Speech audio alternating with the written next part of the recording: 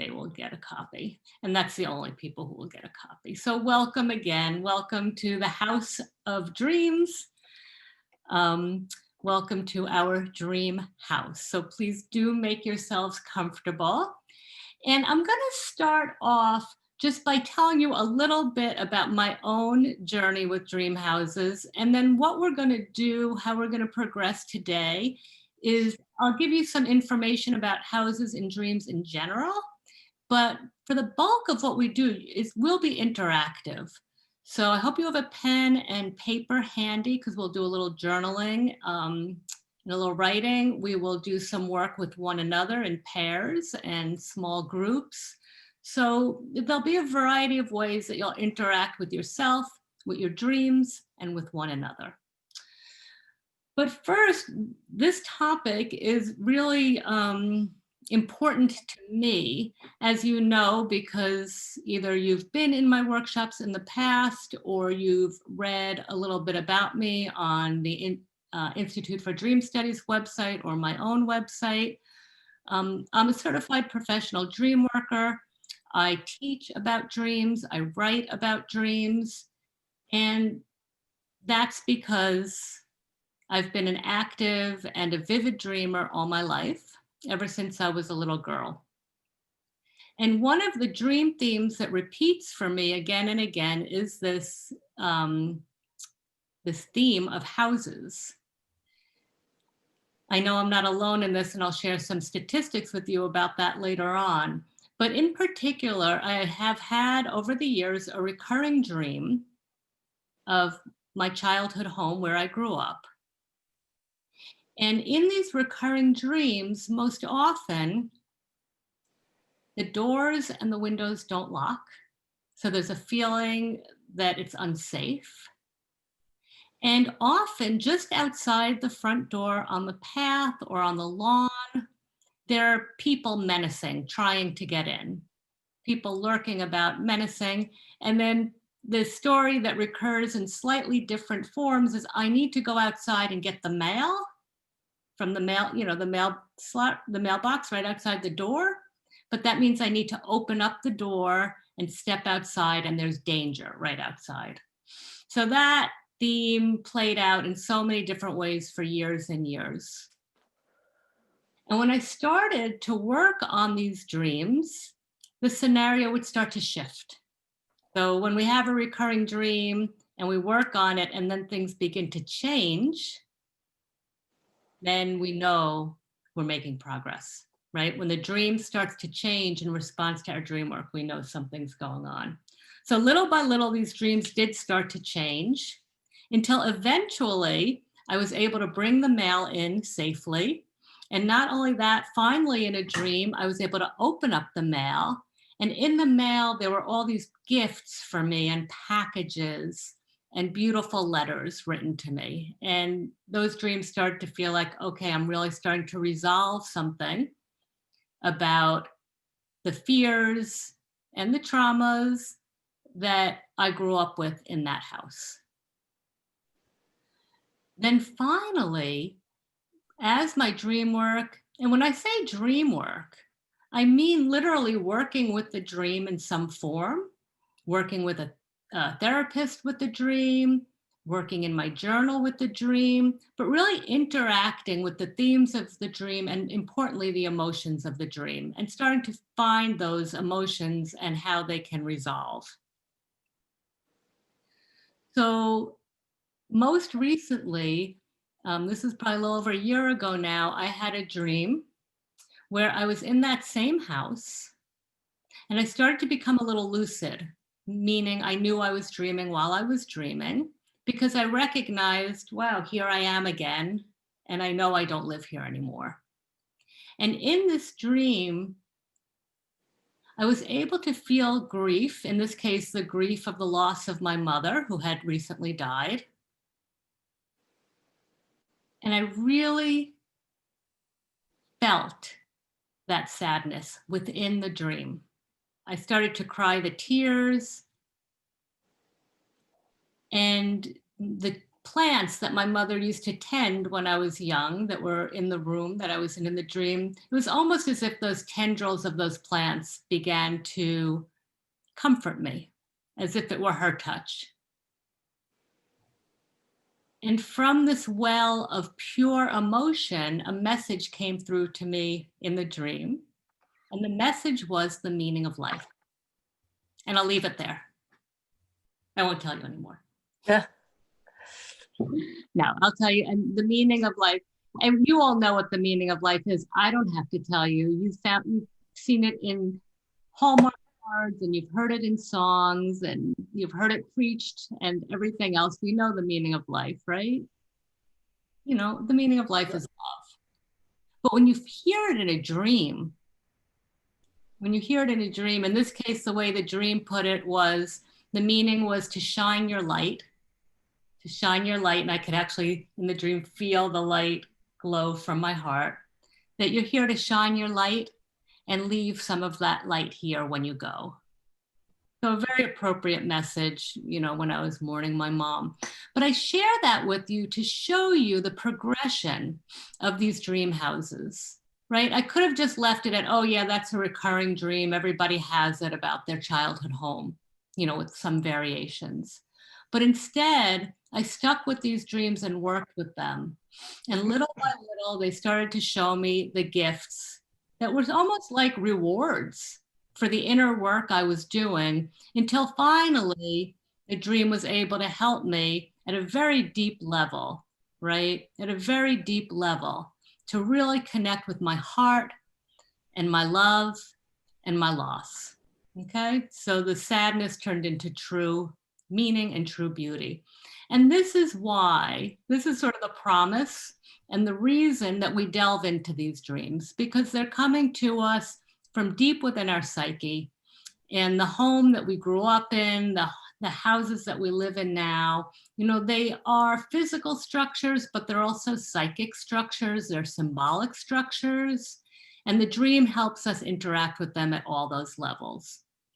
So I will pause for a moment, and I want to hear from you. So first I'm going to invite you. Oh, yay. Jess, good job, because we got Charlotte here. Well done. I don't know how you did it, but it's Charlotte, welcome. If you can hear us, wave. I don't know, you're still connecting to audio.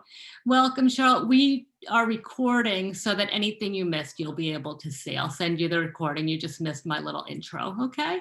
Okay. We're glad you made it. It was the Zoom Odyssey. Oh, for goodness sakes, I don't know why sometimes Zoom plays these games with us. Yeah. Maybe they've changed their policy. Yeah. They change like every 5 minutes, but we're stuck with them for now. And it is magical that we are all here together. And Charlotte, we're just about to introduce ourselves. So I want you to start by just typing into the chat, what kind of houses appear in your dream? Is it your childhood home? I know some of us have been dreaming about caves. I want to mention that there are members of the Institute for Dream Studies certification course here with us today. So wave your hands, mentors and students from the Institute for Dream Studies. These women are training to be professional dream workers in a year-long intensive course. So we've also been dreaming into caves. And Linda too, wow, that's exciting. So you could just put in chat if it's dream houses, if it's caves, if it's castles. What are you seeing in your dreams? Should we be sending this to everybody or to you? To everybody. And then we can all see it too. The beauty of that is we can all see what kind of dreams are coming to people. The wooden beams and glass.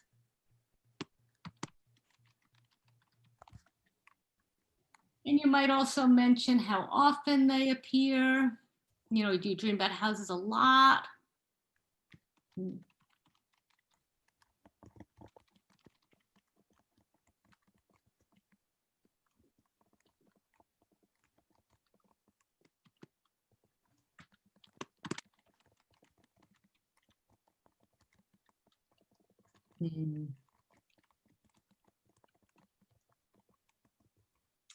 Almost every dream, Jenny. Wow. So folks, definitely, in addition to typing into the chat, make sure to pause at some point and look and see what other people are saying.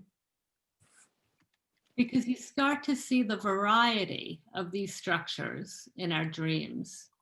So churches, right? Churches are houses, they're houses of worship. Churches, synagogues, mosques.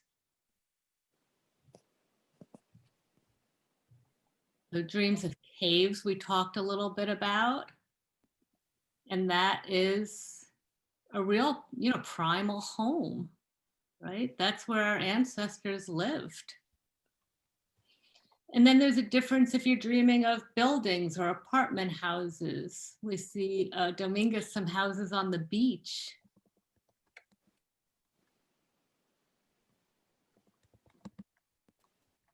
Childhood home. So Dawn is in my club, dreaming of the childhood home.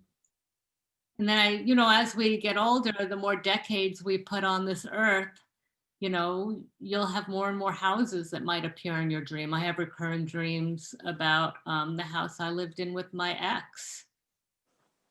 Okay, hotels, right? Temporary homes. So you see that they're very, very common. So let's go around, say your name, and say your name and tell us the favorite room in your house awake, your favorite room in your house awake, and the room that you don't like to go into. So for example, I'll begin. I think my favorite room in my house is the kitchen. And I do not like going down the basement. I will always make my husband go down there if there's a choice. So we'll go around and I'll call out the order: Gail, Dominguez, Dawn, and then I'll call out the next. Oh, you want me to start? Yeah, so just name the room you love in your house and the room you prefer not to go into. I would say our living room I like the most, and probably the basement is also my least favorite. Yeah, we might have a theme going. Dominguez, welcome. I actually like the kitchen as well Mhm. because I like cooking, and I like cooking, cleaning the kitchen, especially cleaning.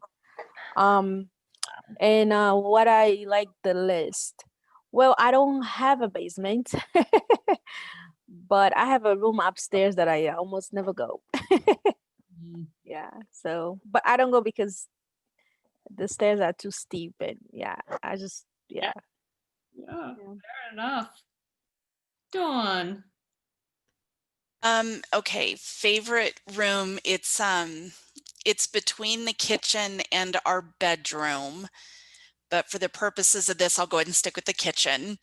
And my least favorite, it's hard to say, we just moved into a new house and it's perfect from end to end, but it is unsettling to go in the basement, especially at certain times, and yeah. Okay. Thank you. So then Jess, Christy, and Charlotte, and then we'll keep going around. So Jess, make sure to unmute yourself. Yeah, you're working on Okay. My favorite room in my house is my bedroom. And the least favorite is the kitchen. I don't like to cook and I don't like to clean. So I don't even want to look. I like to eat, but that's it. So cute. Thank you, Christy. Oh, unmute. You're muted. Let's see if we can help you out here. Oh, you shouldn't be. Christy, yeah, maybe try without your headset. Sometimes if you unplug that, that can throw a wrench in things. Oh, we can't hear you. So I'm going to suggest you just type into the chat and I'll read it for you in a moment. Yeah, Charlotte. Okay. I guess probably my favorite room is the dining room because it gets really nice sun, especially in the morning. And so it's actually kind of a multi-purpose room. and has plants, so it's kind of can almost feel like you're outside. And my least favorite is probably the basement, or the little room that's no bigger than a closet that is now basically my husband's closet that's all full of his mess. Yeah, so those closets that just sort of are teeny rooms that just collect everything, or the room up the steep stairs that we can't get to. And Christy says her favorite is the living room and the least favorite is the storage closet. So again, the place where we just throw all the unwanted stuff, shut the door, and don't want to look in there. Oh, and Christy, I hope you can figure out what's going on with your sound. I suggest just looking at the microphone on the lower left and the little arrow pointing up. The settings are under there. So you might play around there and just keep talking. And when we can finally hear you, I'll tell you. Okay, thank you, Charlotte. So Chanel and then Alyssa and Jenny. Hello, everybody. My favorite room is my bedroom, and my least favorite room, actually, it's the guest room, but it used to be my mother's room, and it does hold junk, but I put up a lot of pictures of her and things that remind me of her. So oftentimes I go in there to get things out, but I don't spend a lot of time in there because it reminds me of her a lot. So I don't like to go. It's the guest bedroom now, but Right. it was her room when she was here. Yeah. Yeah. So that's another interesting point too, right? The memories that certain rooms hold. Mm. Thank you. Alyssa. My favorite room is the balcony.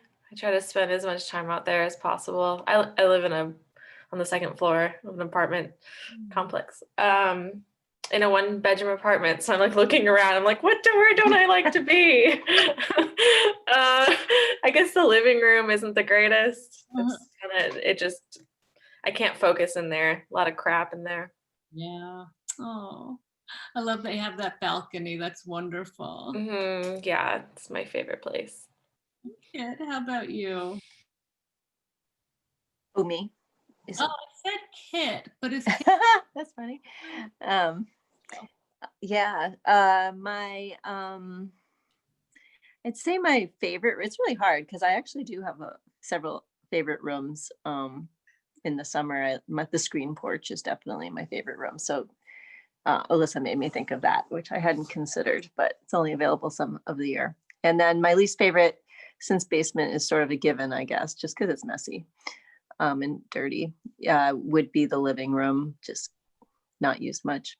Yeah. So again, that unused area. So Kat, let's see if we can get you. My favorite room is my bedroom because I just like my own space and to be off in my own little world. I haven't really got any rooms I don't like now.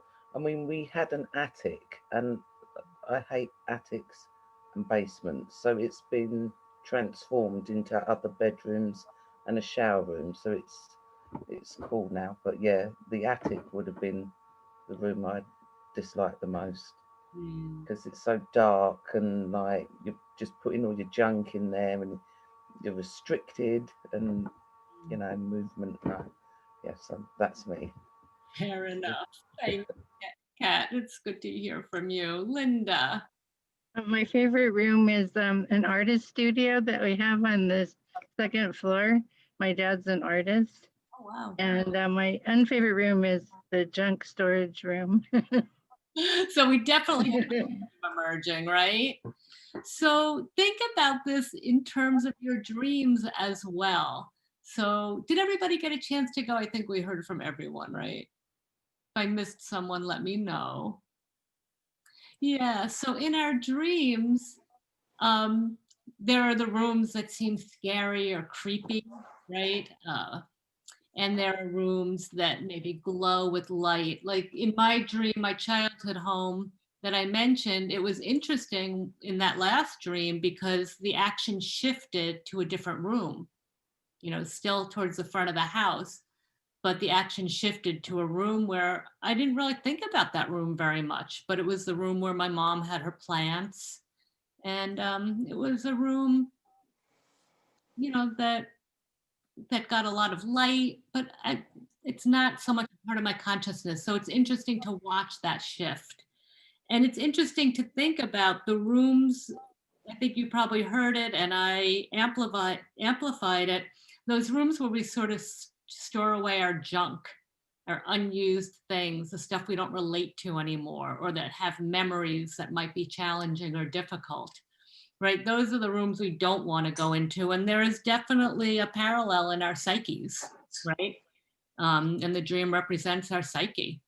And what are the parts of our psyche that we avoid? Where is it in the psyche that's that sort of junk closet, where parts of ourselves that we repress or reject or don't want to identify with, that we shove those away? And that's where our dreams can turn a little haunted, right? So I'm going to share a little information with you about dream houses before we go into our own specific dreams about houses. So I'm just going to share my screen with you.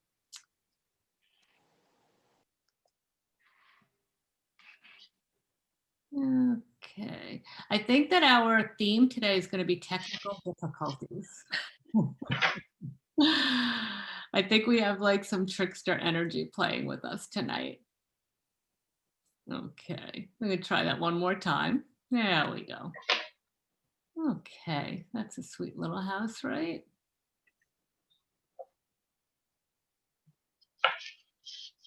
Okay. So just a reminder that this workshop is part of the Institute for Dream Studies Fall into Dreams series. You are signed up for 3, and hopefully some of you will join us. Some more of you will join us as well. I want to start with this quote from the French philosopher Gaston Bachelard. "The house protects the dreamer. The house allows one to dream in peace." So I just want to start with that thought, you know, that in order to dream and sleep, we need to have some degree of safety and protection. So it's so easy to just skip past these basics when we think about houses. But the first thing the house does is give us enough protection and safety, hopefully, so that we can dream. And I mean that both in the aspirational sense, right? Dream dreams for how we would like our lives to go, what's possible, and also to have our regular nighttime dreams, the regular magical, wonderful dreams. So take a moment to just sort of take that in, and maybe even with some gratitude that, you know, we might all live in different places. We might be living in our dream house right now. We might be living in a transitional house as we make our way toward our dream house. You know, from my story of childhood, it's a good reminder that we don't always feel safe in our homes. And that's a reality too. But the house in its most elemental form is protection. Okay. So when we're going to look at houses, there are a lot of different themes, and I work with people. I hear probably many more dreams than the average person because my profession, I listen to dreams. I work with people one-on-one in their dreams, and I work in groups. And so I've been in the neighborhood of houses quite a bit of house dreams. And I just want to share a couple of examples of the way I've seen houses show up in my clients and group members' dreams. So for one, I had a client who I worked with, and her houses never had walls, or the walls were always under construction, or, you know, things were always, the elements were getting in, the snow. So either way. So sometimes these houses without walls can indicate a boundary issue. Sometimes houses without a wall, and you have to work on it to find out what's actually going on, can be a new sense of openness. right? So it's interesting to look at what's going on there. With this particular client, it was boundaries. She wasn't setting boundaries. She was letting in other people's feelings and demands and needs without setting her boundaries. And then I had another client came to me every week for many years, after losing her partner, her spouse. And she kept dreaming of unfamiliar houses. She was always dreaming of strange houses. They felt strange, they felt unfamiliar. And in her case, this was representing the strangeness of the home that was now her life. No home felt complete to her or felt familiar, even though she was still in the same house she'd lived in for decades. So unfamiliar houses versus familiar houses in the dreams might have different resonance. And there's no one size fits all. This will vary from dreamer to dreamer. And then a beautiful dream that was shared with me was a recent immigrant to this country. She would have these dreams of a house, sort of her house set in the neighborhood of her home country. So she would have her current house set in the neighborhood of her home country, even while she was here. So there was this conflict, this attempt to make a new home in a new place, but still feeling like her real home was far away in the country of her origin. So as we work through these dreams, we can start to integrate our feeling of home. You know, the expression home is where the heart is.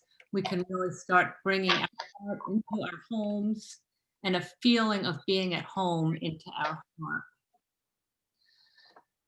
So houses in dreams are a very common symbol. They appear in about 15% of dreams, according to the Hall Van de Castle Index, which is an index of dream images and how often they show up.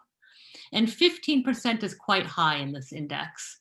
Most other symbols are in the single digits. So dreaming of houses, and that's not surprising, right? We spend a great deal of our time in our house, and especially these days, right? Spending an awful lot of time in our houses these days. So not surprising that you're dreaming of houses, and then what becomes you want to look at is what's going on in the house. What are the primary characteristics in the house? And what is the condition of the structure, right? Is the house clean? Is the house messy? So metaphorically speaking, just off the top of your head, I'll stop the share for a moment, just off the top of your head, and you can unmute yourself and just speak out. What do you think that houses might represent in dreams? Transition. Okay, transition. Oh, who said transition? Christy, I got unmuted. Okay, transitions. That's interesting. Tell me more about why you say that. Well, the past couple of years of my life, it looks like my video is off. I don't know if you want it on or not. Wonderful. Anyway, yeah, here I am. I apologize. I was on a run right before, so I'm kind of sweaty still. The past couple of years of my life, I've been through some significant changes and transitions. I just turned 50. I started a new career. I changed my church affiliation, left old friends and started new friendships, graduated from school last year, to change careers. So just a lot of change and what felt like really big decisions. And I could see where in my dreams I had like old dilapidated structures, buildings. Sometimes I would be working with people that were like new people in my life to clean up debris. And Like they would help me climb ladders and pull me up through windows, and all kinds of interesting things happened. So I've really found it fascinating to record these and see where my life transitions are happening in my dreams. Isn't that fascinating? So that's a beautiful example of the dream houses reflecting the psyche of the dreamer and where she was in her transition. Beautiful. What do other people sense or think that house dreams might represent, or what have they represented for you? Because as we're seeing, there's no one size fits all. Maybe sometimes a sense of self. Yeah. Yeah, that's a big one, and we're going to talk a lot about that. So the self, the house can represent the self. So we have this body that we walk around in, right? This suit of flesh, right? The skin suit that we walk around in. And this body is really what? It is the home to our psyche and to our soul, right? So in a sense, we could see the house as representing the self, the psyche, or we could see the house representing the body. And we'll look a little bit at that as well. Anything else? Maybe one more? Security. Security, right? Protection, like we were talking about, the most elemental function of the house, protection, security. So I'm just going to share my screen again and share a few more notes on that. So one way that you can look at the house, sometimes the house, as we mentioned, represents the body, and it could foreshadow some illness. So some people have found that if they have a dream about leaky or clogged pipes, they might end up being diagnosed with an illness in their, in their gut, right? The piping of the body.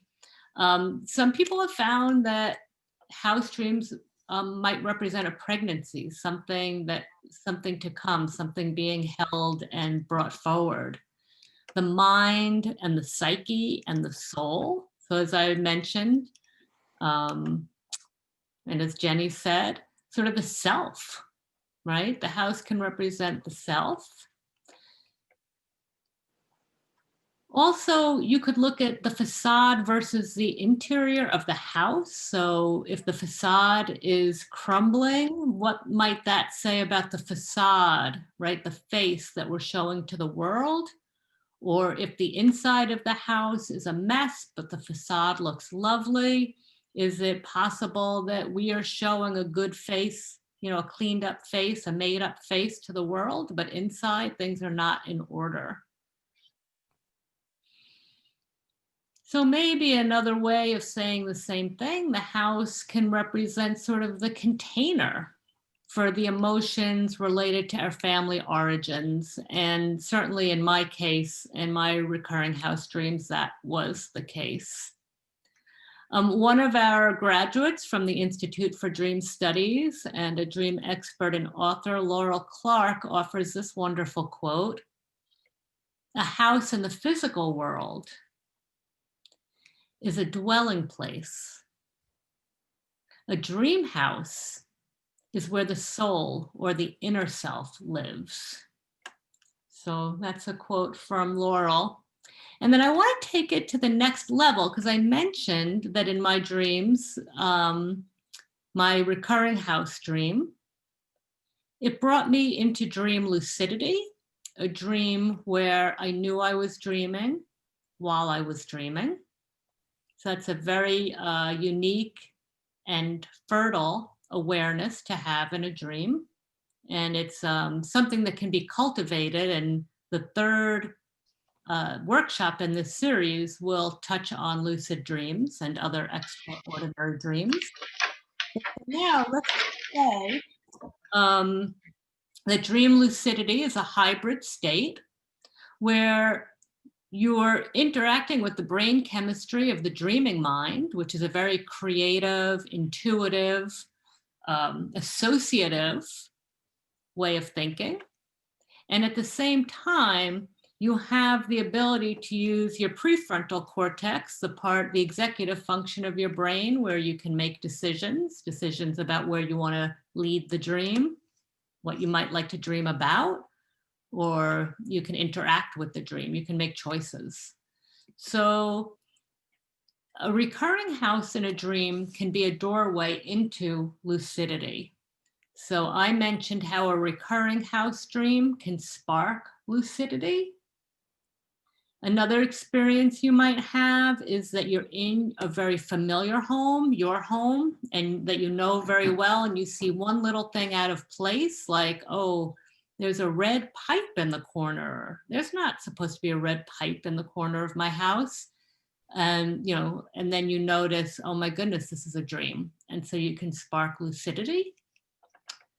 And another way that dream houses can help us get this increased sense of awareness while we're dreaming is that if you become aware, oh my goodness, yes, this is a dream, you can make the decision, when I open this door and enter this house or exit this house, I'm going to walk into another dimension.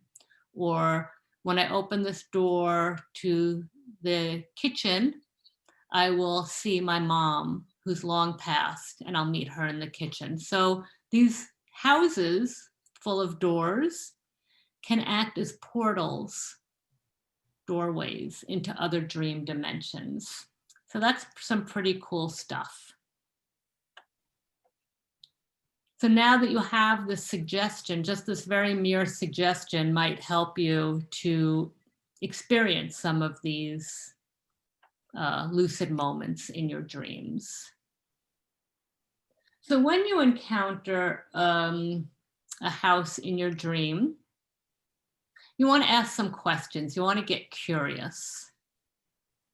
So one of the best questions you can ask of your dream house or some part of the house is, what is the purpose of?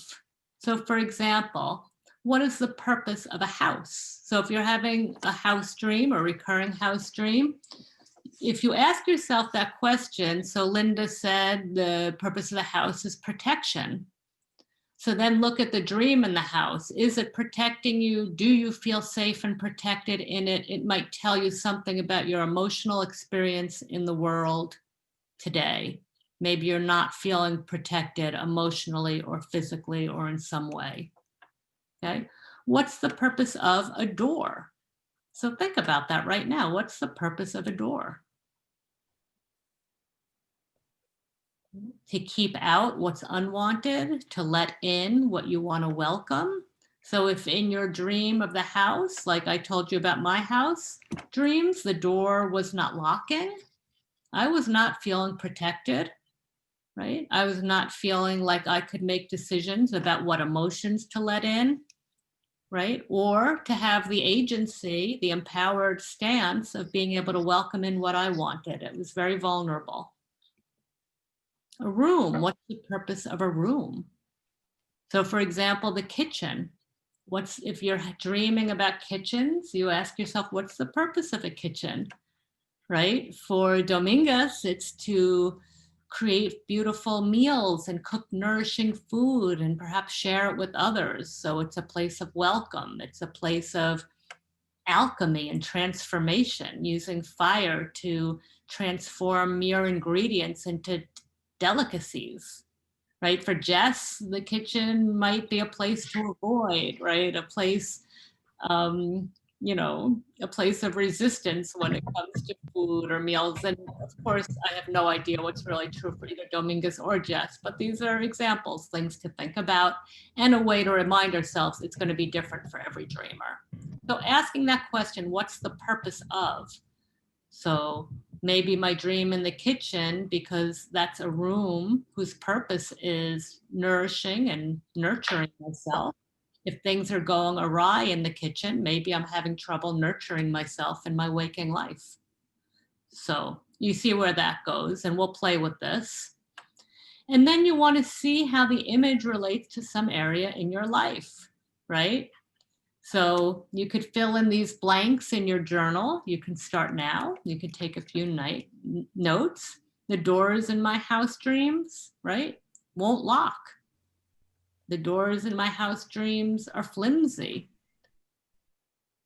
I started having dreams recently where I was in an unfamiliar house and the doors were made of screen or netting, right? So what does that mean?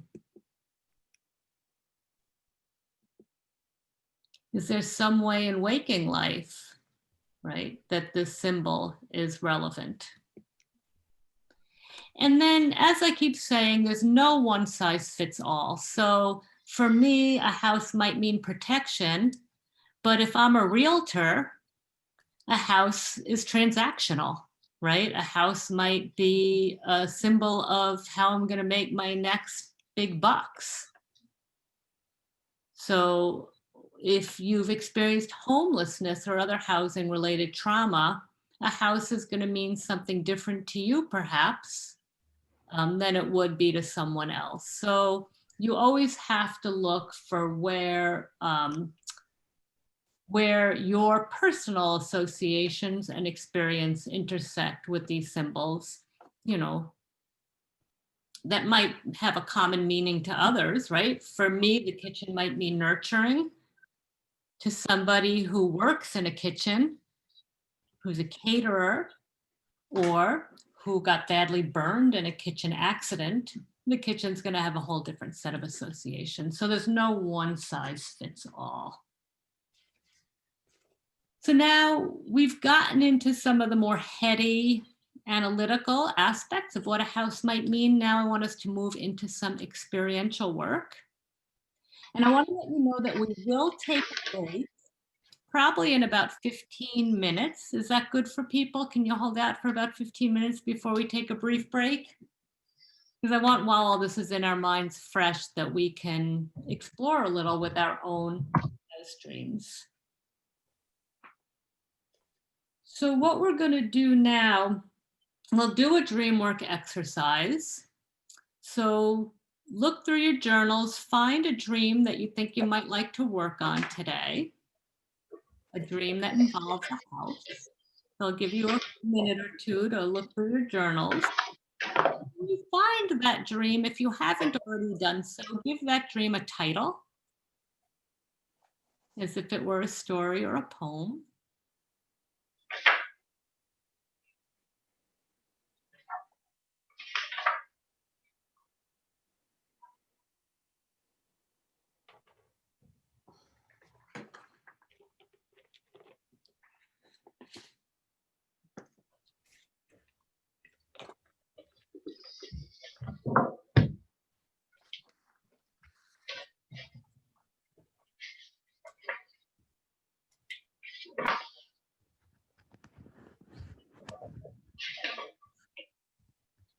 Okay. Everybody have something? Well, I'm going to invite you to type the title of your dream into the chat.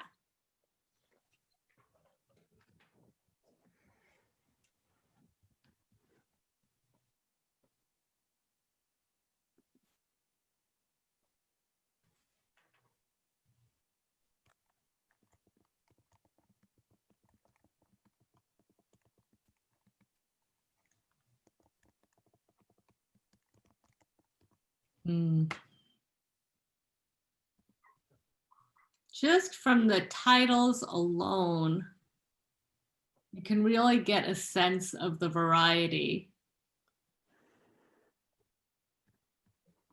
that these house dreams can hold.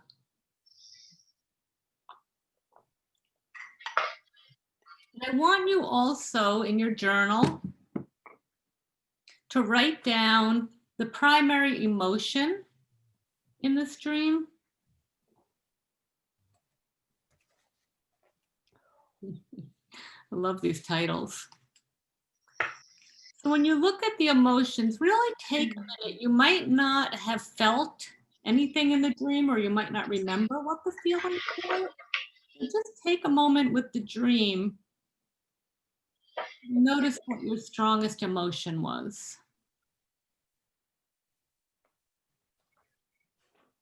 Let yourself feel it in your body.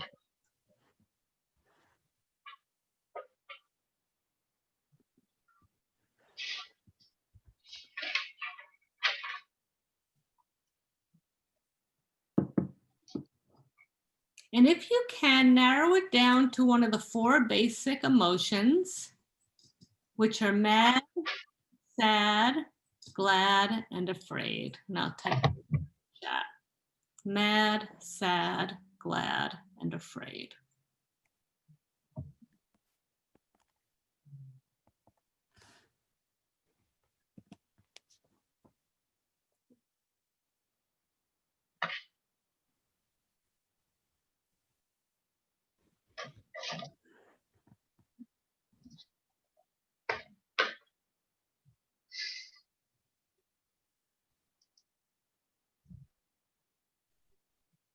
Good job, everybody. Sometimes can be hard to distill the emotion into one of those 4 basic emotions. But when you do that and you get the pure essence of the emotion, you can really make some progress with it. And again, my example at the beginning of feeling that pure sadness in the dream, right? It really opened up a channel in my psyche so that I could allow that deep wisdom to come through.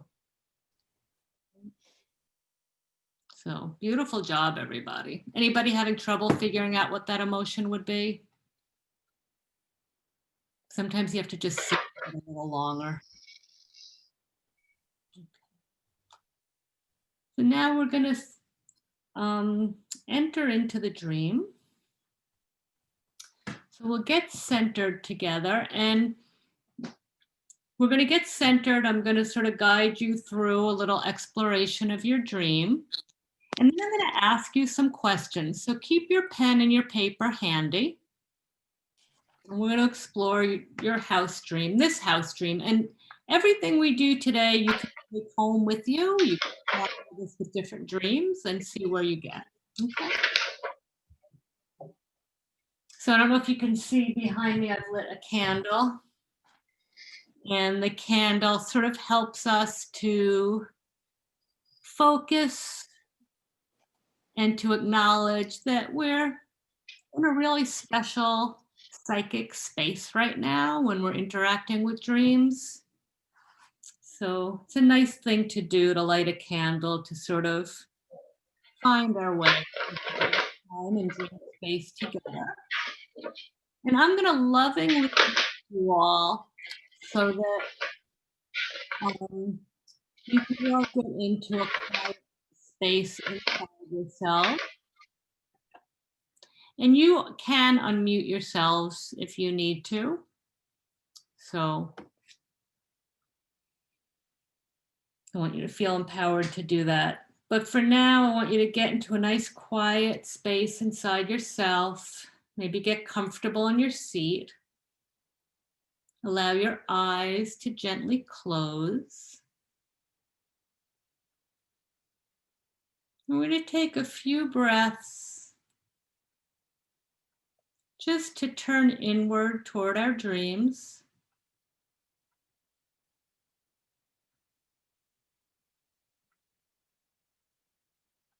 Start by feeling stillness in your body. So feel yourself like a mountain, settling into stillness.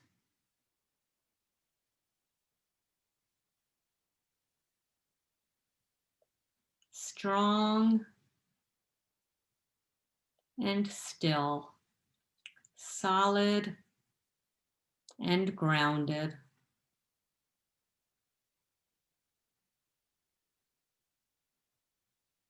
And in this next breath,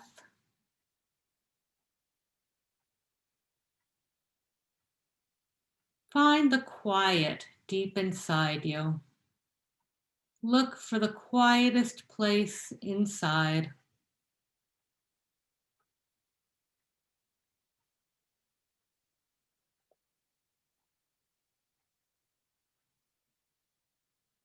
Even if there are sounds in your environment, there's quiet inside when you let your mind rest.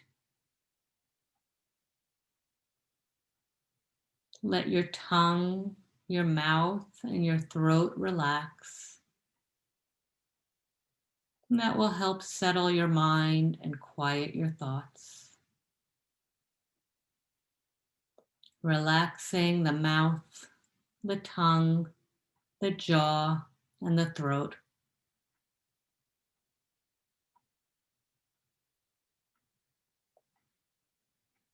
And now allowing your mind to be as expansive as a clear blue sky. As you relax your forehead, relax your eyes, and allow a clear blue expansiveness to fill your mind.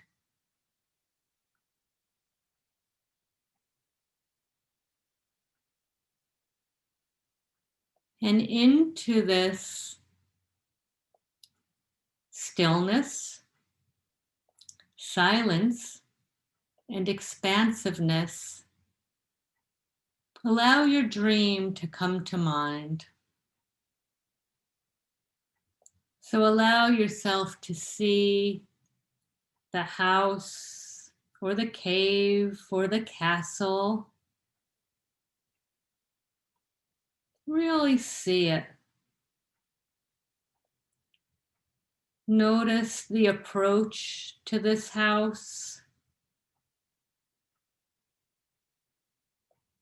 the doors and windows. Is there a view? Where are you in the house? Inside? Outside? Upstairs? Downstairs?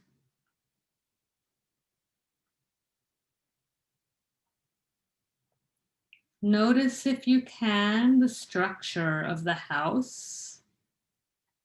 Is it well built and supported?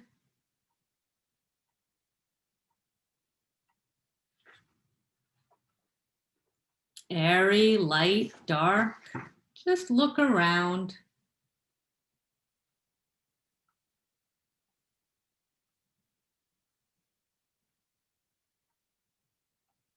Let yourself move around in the house.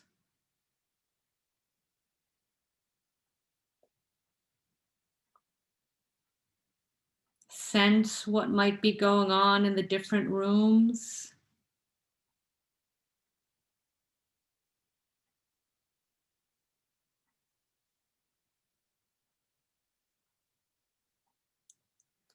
How old were you when you lived in this house, if it's familiar?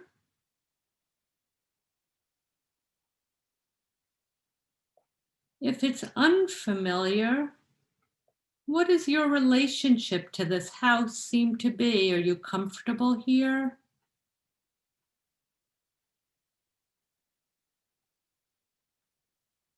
What's happening in this house? Or what has happened here?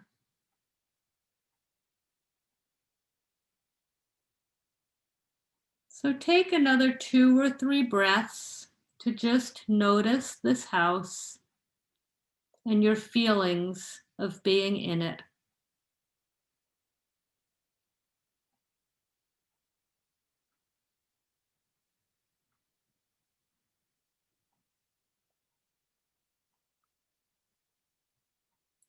Some say a house represents the psyche. So when you look at the structure of this house or building, when you feel into being in this house, ask yourself, does this represent the structure of my psyche, of my emotional life, or my life in any way today? So take a moment, that'll be your first question to answer in your journal. What can I learn about the structure of my psyche or my life today from looking at this house?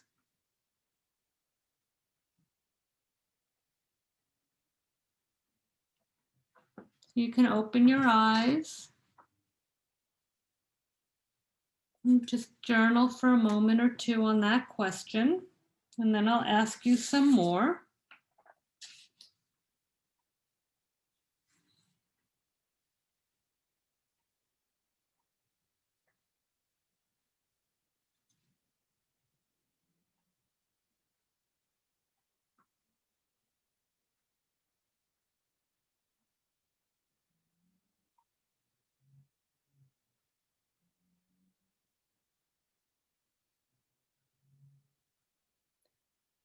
Note down, and I'll put these in the chat so you can see them.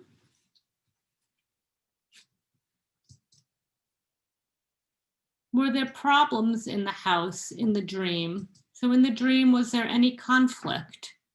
And what was it? And where did it take place?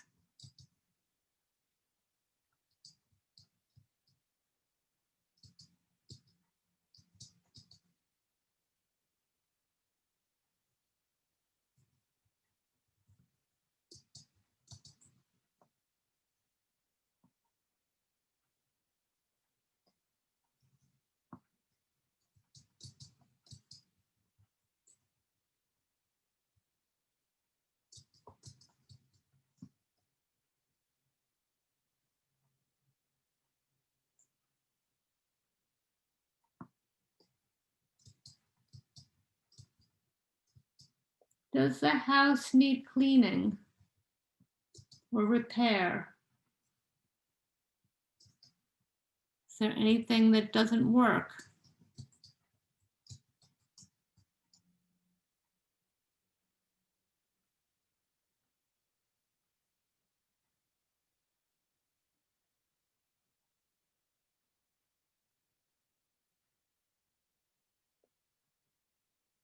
And then just thinking back on the whole experience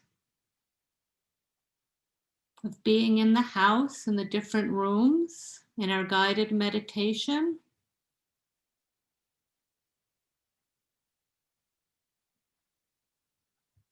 In this dream, I felt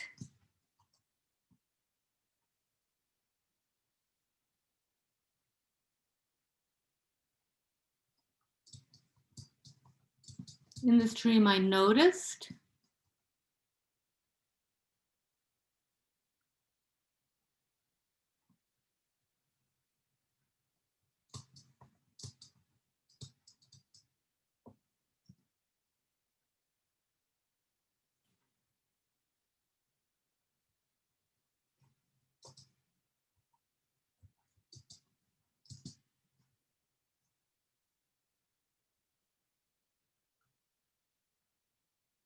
This dream makes me wonder, remember, think about.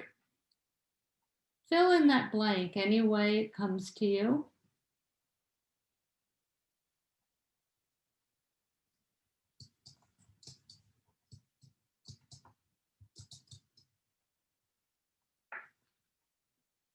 And then finally, this dream might be telling me or showing me. This dream might be telling me or showing me. Just go with your first thought. First thought, best thought.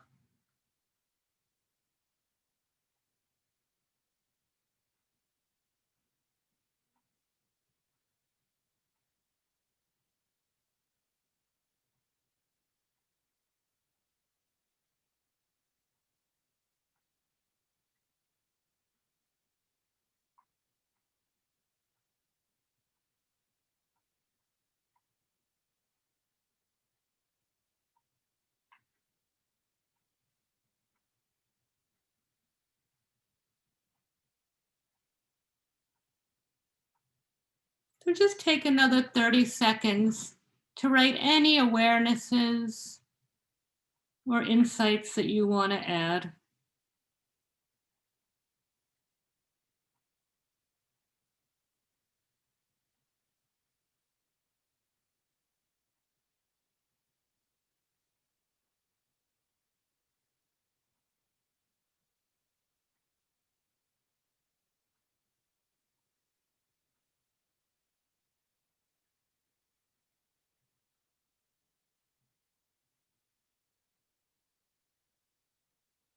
Okay, so bring it to a close.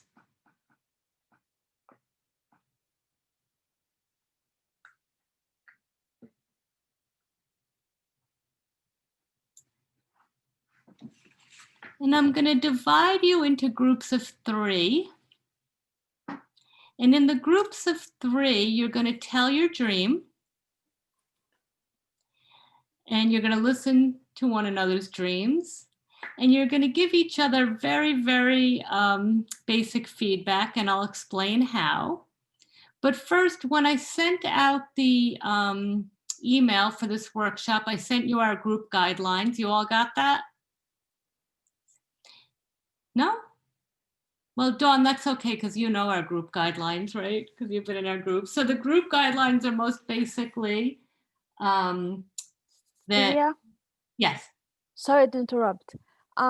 Just giving heads up that whoever is gonna be in the room with me, I had to put my video off because my baby was crying. So Oh, I'm holding him and he's trying to fall asleep. So I'm not oh, gonna be able to turn on the. Yeah, I tried to ignore it, but it was just a bit too much crying, so I had to go get him. sweetie. Yeah. Well, feel Okay. free if you want your baby to join our group and you want to put your video on, that's your choice. We would love to welcome your baby into our circle. But either way, thank you for letting us know. We'll try to keep our voices down so the baby can sleep and dream. So we'll get into groups. And we have to remember our group guidelines are confidentiality. So what we say here stays here, right? It's very important. We don't interpret each other's dreams. You might have noticed that already. So what we just did was what I call non-interpretive dream work. You know, you spent some time with your dream and you inquired of your dream, and hopefully you allowed any insights, messages, new perspectives from your dream to just well up, to blossom, right? Rather than pushing at the dream, trying to interpret or analyze the dream as if it's a puzzle. So the way we work with dreams and Institute for Dream Studies, and in any of my sessions, classes, or workshops, is to allow the dream to speak to us. Okay. So we don't interpret one another's dreams, but if we want to offer any feedback on the dream, we do it by taking the dream in for ourselves. So when you listen to someone else's dream, listen to it as if this is your dream, as if this dream has come to you. And then when you respond, you say, as my dream, or if it were my dream, I would say blah, blah, blah. So some of us are experienced with this. If it's new to you, don't stress. We'll help you, okay? But we really take the dream in as our own, rather than saying your dream means, your dream is about, or bathrooms always mean blah, blah, blah. If it were my dream, and really take it in as your dream, as if you dreamt this. If it were my dream, that kitchen would make me feel whatever, okay? Sometimes that insight opens up a new door, so to speak, for the dreamer. Sometimes it doesn't, but either way, we all benefit from the dream work that way, okay? So those are our group guidelines. They're very important. Confidentiality, and if it were my dream. Okay. So what we're going to do, I feel like we should take a minute to just stretch before we do the dream work. But when we do that, you know, I'll give you just enough time, about 4 minutes, 5 minutes, so you can get to the bathroom and get back, because we really want to dive into the dream work. But I'm going to encourage you not to check your phone, not to open up any other windows on your iPad or computer. We've created a space here. We've created a container, that stillness and silence inside of ourselves, that expansiveness in our minds. Try to take that with you, keep it with you. And if there's somebody else in the house with you, try not to speak to them. Try not to, you know, let anybody into this house. Keep the doors and windows shut, okay? So you can maintain these feelings. Okay, so we'll come back at 1:15. That's about 4 minutes. It just gives you enough time to stretch, use the bathroom, and come on back.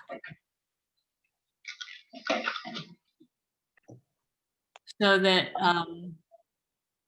yes, I'll send you a link for a free dream journal offering that will just help you get started with keeping a dream journal.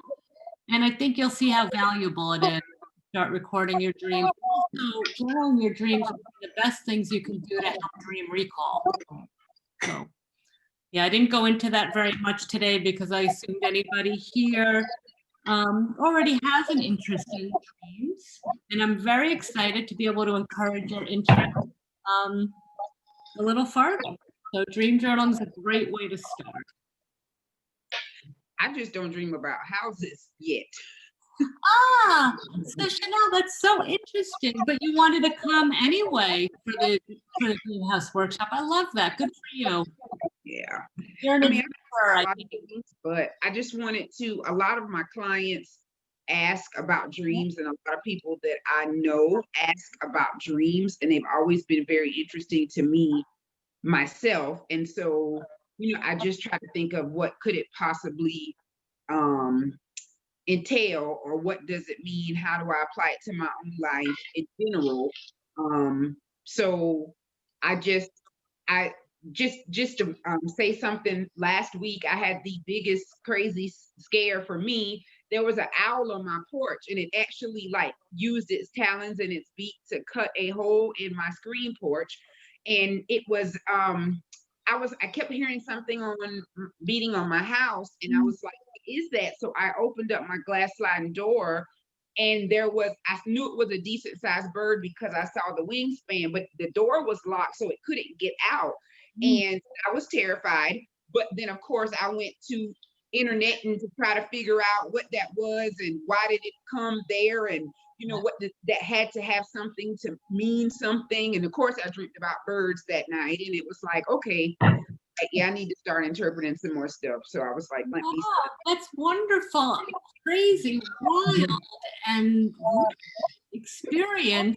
And I love how that owl influenced your dreams. And I can see that mentioned the owl from the beginning. She's really here with us today, isn't she? Mm-hmm. And yeah, the natural world comes in, right, through our physical screens and through our dreams. And when the natural world comes in, it's a good idea to learn from it. So I love, Chanel, that this is helping to spark your interest. Beautiful. So we will gonna go forward with talking about our dreams and discovering something about them. So I'm just going to share my screen with you. So review. Divya, I'm going to do this. I'm gonna break you. Divya, yeah. Sorry, there's a lot of reverb from you. From me. So I wonder if I've learned from others that when you mute everybody, it can help. Yeah. Yeah, when you talk, it's like there's another voice behind it. I don't know if anybody else is hearing that, but yeah. I was hearing it, but it's kind of gone. Gone when we talk, but I wonder when she talks. But anyway. Well, luckily, I won't be talking for long. I'm going to put you all in groups. Oh, it does seem to be gone. Yeah. Oh, good. Oh, how frustrating. I'm telling you, technical difficulties is our theme for today. Somebody's playing with us. So thank you for calling my attention to that, Jenny. And I don't know what causes that. So we're going to break into groups, and here's how it's going to work. You'll be in groups of 3.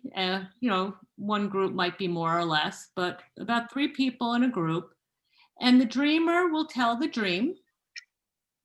And you'll reflect on one or more of these prompts, similar to what we journaled. In this dream, I felt. In this dream, I notice. In this dream, makes me think. And this last question, the dream might be telling you, just allow them. Don't put an answer. Okay. And then the group will have a chance to say, if it were my dream. And then before you switch to the next dreamer, allow this current dreamer, the one who just told you their dream, to get the last word. So in that last minute, the dreamer will just share if she had any new insight from this experience. Okay?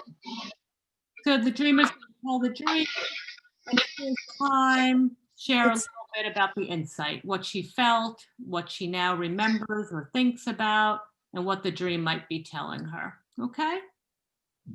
And then the group gets a chance to project just a sentence from each person if it were my dream, and then the dreamer gets the last word. There's a lot to focus on in the group. For tonight, focus on things to do with the house. Okay? I will suggest that one person in each group keep time. So you want to give each dreamer, you know, after about 2 minutes, remind them to wrap up. And then for the projection, you'll get another 2 or 3 minutes. So the whole thing will take 5 or 6 minutes per dreamer. Okay, so this will be a 15-minute process. I'm also going to suggest once you get in your group, the person with the longest hair goes first. Longest or highest, depending. Longest or highest, and you can all fight over who that is.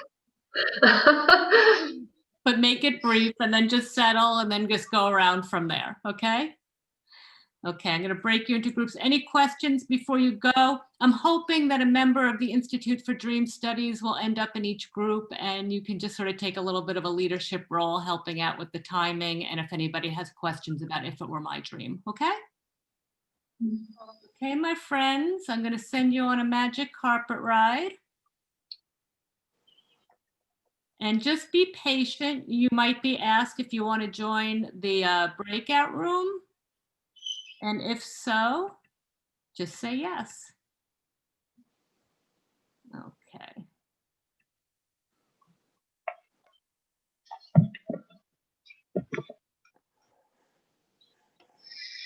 Hold on, we're just doing math here. So one of the rooms might have 4 people. No, let's do it. Let's give you more time with each other. There you go. Okay, so you'll be gone for about 15 minutes. And so each dreamer gets about 5 minutes. Have fun.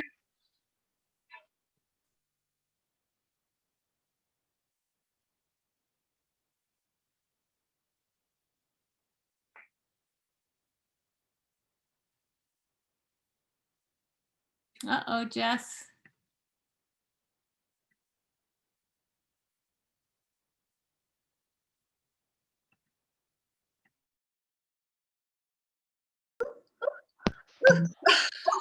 Okay. Wow. Wait a minute, let me get back. Welcome back. I hope you all enjoyed your magic carpet ride. Yeah. And did you enjoy visiting with one another? Yes. Oh, yeah. Good. Did everybody get a chance to tell their dream? Yes. Did anybody not get a chance to tell their dream? Nope, just me. Huh? Oh. Because I just have any. Oh, sorry. I'm coming in. There you are. So good. Everybody got just. Did everybody get some kind of new perspective or insight from their dream? I'm hearing that feedback now. So Yeah. I'm going to have to be having a big talk with Zoom. What's going on here? Okay.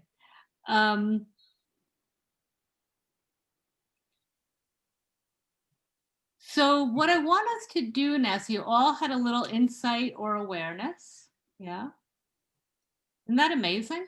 Just to start, right? Like dreams can seem mysterious.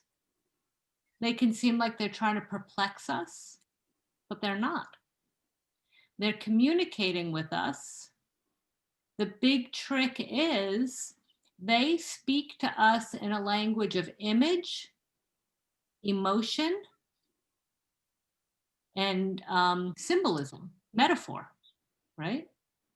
We're used to being spoken to in the language of words. But we can become literate in our dreams just by doing what we're doing right now. Just by taking this time and posing a few questions. So Carl Jung told us that everything in a dream is there for a purpose. Everything in a dream has meaning. There are no accidents in the dream. Okay. My teacher, Linda Metcalf, she's a writing teacher, said there are no tourists in the mind.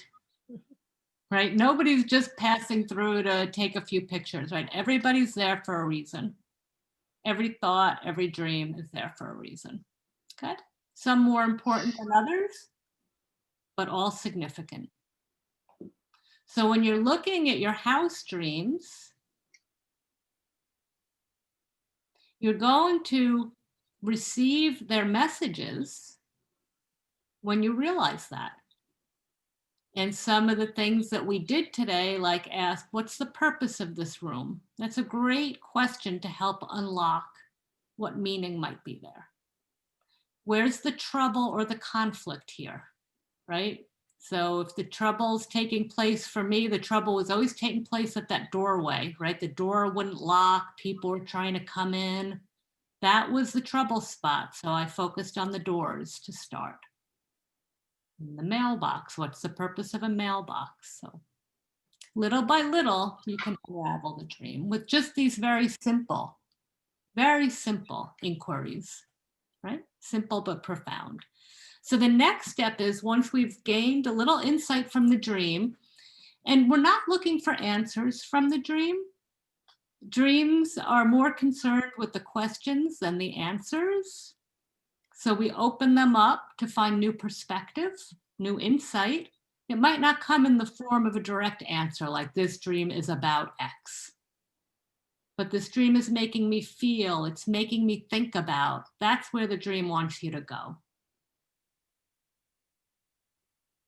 So the next step we want to take is to take the dream off the pillow and into our lives. If we just leave the dream on the pillow, then we just keep having the same recurring dreams over and over again. I'd be sitting here talking to you about the fact that for 40 years, I just had dreams about doors that didn't lock, right? I never would have gotten to that dream if I hadn't taken it off the pillow and really engaged with its themes, engaged with the questions that it was bringing to me. I'd still just be having dreams of doors that didn't lock and crying about my childhood. I had good reason to cry, right? But when I kept up with the dream work, that childhood trauma became my strength, because I learned that when I really go into those emotions, I open up all new possibilities, right? I become stronger and wiser. So we got to take these dreams off the pillow so we can reap the riches. So that's our next step. That all sounds very big and grandiose, but what we're going to do is very small. Okay? What we're going to do is look for one action that we can take based on this dream, or one affirmation, an action or an affirmation. An affirmation is a positive statement, short enough to fit on a Post-it note or an index card, okay, or a bumper sticker. And by a small action, I mean, it could be even an internal action. Like every time I walk into my kitchen, I'm going to think about this message from the dream. Okay? So play with that. See what action or affirmation you're going to take to honor this dream in your waking life.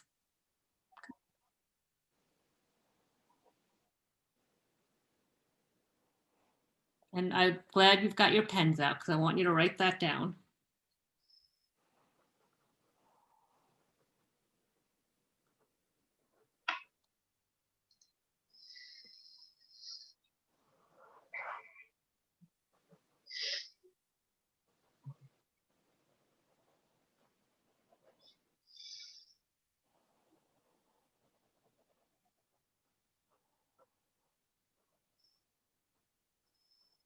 Has everybody got something?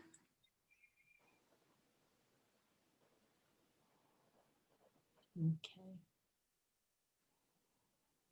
So I'm going to break you up into pairs, and I want you to share it out loud with your partner. I want you to say out loud what your affirmation or action step is. And if your partner tells you something like, oh, I'm going to change my whole life. In other words, if they say something really big, help them out a little and ask them, what small step might you take tomorrow? Okay. So just help them out to get it a little more specific and grounded. Okay. Because a little bit goes a long way with dream work. Okay. So all you're going to do now, you're going to get into pairs. This time the person with the shortest or the lowest hair goes first. Okay. And you can fight over who that is. And then you're just going to switch. You're just going to be together for about 3 minutes. Okay. Everybody ready to go back on your magic carpet rides? Okay. So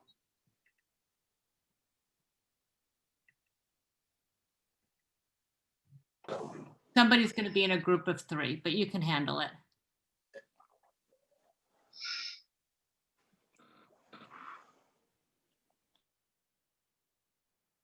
So you're just going to share your action step.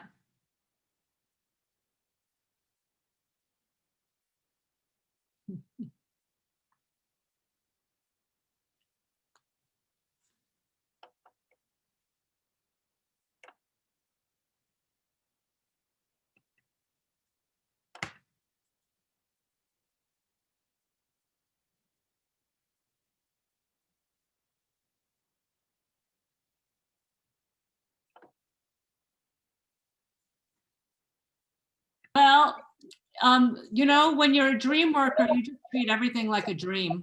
So you say, if this were a dream, what would it be telling me, right? I guess go with the flow. Go with the flow. Mhm. So my friends, did everybody come up with an action step? Mhm. Great. Mhm. And were you able to help each other make them a little more specific and anchor them? Nice. Because that's the trick, right? It's one thing to say, I'm going to be kinder. Well, you know, what's one step I can take? And often what helps is if you tie it to an image in the dream, you anchor it to the dream.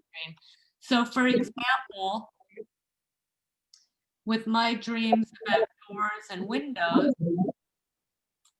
just trying to figure out how I make this echo go away. So with my dreams about doors and windows, you know, every time I open a door, I can think about how can I make safe boundaries for myself, right? So every time I encounter that image in waking life, I can bring my intention or my affirmation to mind. So that's a nice way to anchor your affirmation with a dream image. And the dream images hold a lot of power. They hold a lot of energy. So they can really help accelerate your healing, okay, and your growth. So bringing the dream image into your action step in some way by meditating on it, drawing it, or each time you encountering it, remembering the message of the dream can be very helpful. So what I want us to do right now is just to, let's see how we're doing for time, is just to think of one word. So we're going to go around the circle and just say one word or one phrase that you're going to bring forward with you when you think about house dreams. So maybe it's something you learned today or a feeling that you had. So one thing you want to remember, bring into your life when you think about your house dreams. Okay. Who wants to go first? Great. Dominguez and then Gail. And we'll just sort of go popcorn style after that. So, All right. Boundaries. Boundaries. Mm-hmm. Gail. Unmute yourself. Self. Wow, that's a beautiful one. Who else? Pay attention. Pay, Something important. that is something the dreams really teach us, to pay attention. Beautiful. Who else? Self also. Self. Well, focus, bring it back to the self. Self with a capital S, you know, the true heart of who we are. Who else? Yeah, Charlotte. Sort of more a phrase, but how do I feel in this space? Nice. How do I feel in this? So I'm gonna have you just unmute yourselves as you go. Jenny, you want to go because you're unmuted at the moment? Yeah. Houses as portals. Ah, portals. Yeah. Play with that. See where that takes you. Who else? We are building this together. Oh, beautiful, Jess. We are building this together.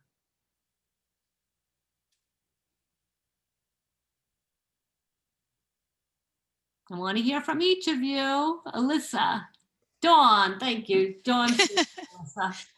Psychic structures. Nice. Psychic structures. Alyssa.